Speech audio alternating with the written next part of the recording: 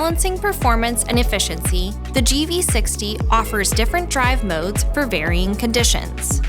The Drive Mode button, located on the left side of your Genesis GV60 steering wheel, enables the driver to change the vehicle's performance according to various road conditions. Comfort Mode will automatically alternate between two-wheel and all-wheel drive, depending on the road conditions.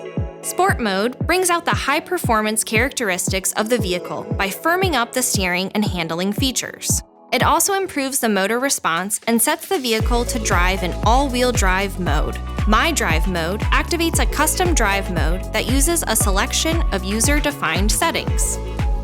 To set up My Drive Mode, press Setup, and then select Vehicle, Drive Mode, and then My Drive Mode.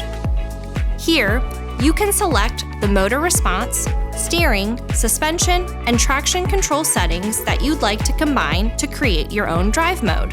Snow Mode is a driving mode that improves driving traction by limiting the motor's engagement according to the slipperiness of the road surface. Eco Mode helps improve energy efficiency by limiting the maximum power output of your vehicle and setting the drivetrain to two-wheel drive. Overall, the Eco Driving Mode promotes smoother vehicle response, eliminating sharp and aggressive movements. A button labeled Boost will be located on the right side of the steering wheel.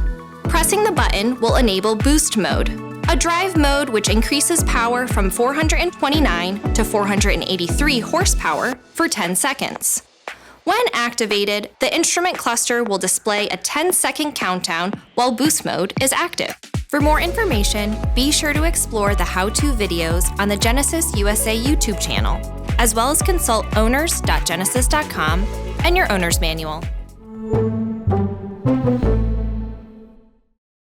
Thanks for watching. Subscribe to the Genesis USA YouTube channel for more great videos, and visit genesis.com for more info.